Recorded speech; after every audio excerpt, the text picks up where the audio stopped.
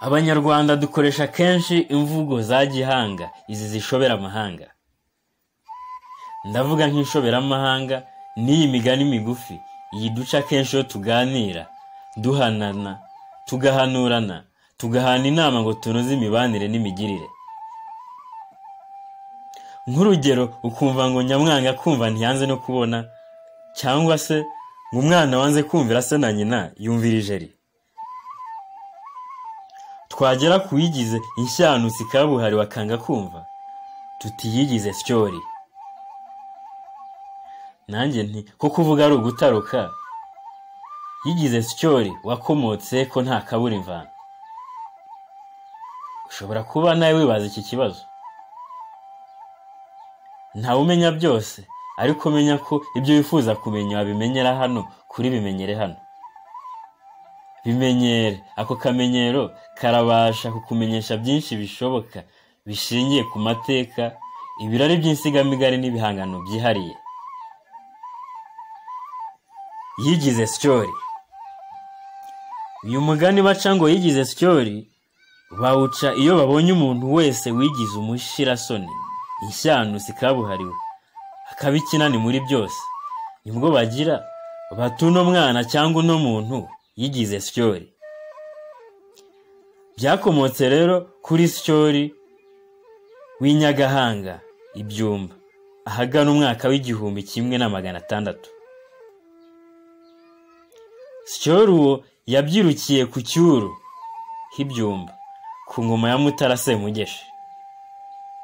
Abyiruka akunda umuhigo, aba umuhigi w'umukogoto, akica inyamaswa z'ishyamba ndetse ntakangwe n'iz'inkazi nk'intare, ingwe, imbogo n'izindi. Abandi bahigi baza kumurarika ngo bazajyane guhiga, akabakabukana ngo ntibazi kurasa. Ati nzijyana n'umuheto wanjye. Umugore we yamugira inama yo gufatanya n'abandi kuko nta mugabo umwe, Syori akamutwama ngo aho ntugira ngo nanjye ni nka bamwe mupfa kwita abahigi. Aturetse no kujyana umuheto, naho najyana inkoni yanjye nta nyamaswa yandinda. Umugore agatererayo utwatsi aturambone, ariko bimwanga mu nda. Bukeye ashaka inzoga ayijyana ku cyuru kwa sebukwe, se wa Syori. Ageze ababwira sebukwe ati dawe inzoga nkuzaniye niyo kugira ngo uzampanire umuhungu wawe yarananiye. Yihaye kujya higa mu ishyamba rya Nyagahanga wenyine, abandi bamugira inama yo guhigana nabo akabangira.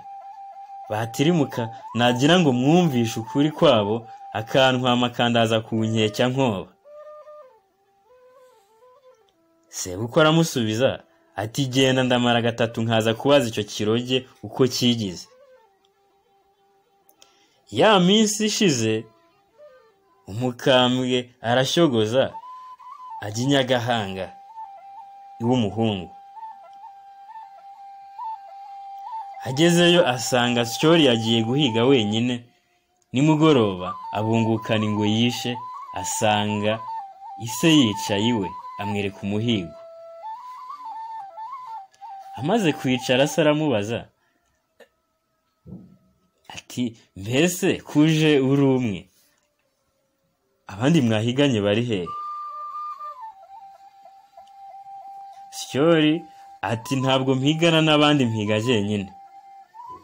Se atese mwana wanjye, niba uri n'umukogoto, harya urasa umuhinyoro ntiyarengera uzi kwinjiza? Syori ataho nabereye sindahigana n'abandi. Sararakara ati nkabona n'umugore wawe yaraguhanye ukamunanira kuko wigize ntabikozwe. Yungamo ati harya ngo wicingwa sha, hari ubwo urutono urunguru ruzakwihererana ubure kivurira. Umusaza ararataraye, bukeye azinduka yitahira. Ariko amaze gutaha Muka Syori asigara mu mazi abira kuko yareze umugabo kuri sebukwe. Syori arabisha abwira umugore we ati ubu ngiye mu ishyamba kandi sinjyana umuheto, ndajyana icumu n'inkoni yanjye nkuzanira intare, ariko nimara kuyikwereka wimbire noyayo. Nuko ubwo aturumbukana icumu n'umujinya wica inka. Ubwo hari ku kagoroba, ageze ku ishyamba ajya ku nama mu rucucu rwari munsi y'inzira. Agisutama urukwavu rumuturumbuka munsi, yiterera hejuru agira igihunga, aragwaguza, yishita mu icumu rye ryari rimushinze imbere, rimwahuranya umutima arahwera, azimira atyo azize guhinyura y'abakuru.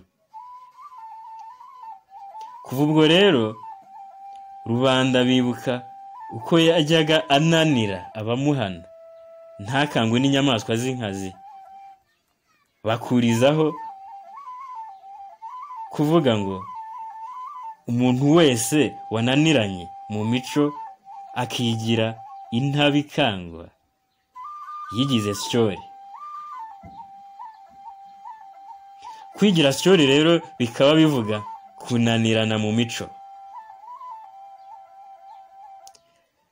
Ngiyi inkomoko y'umugani baca bagira bati naka yigize Syori. Ndabashimiye.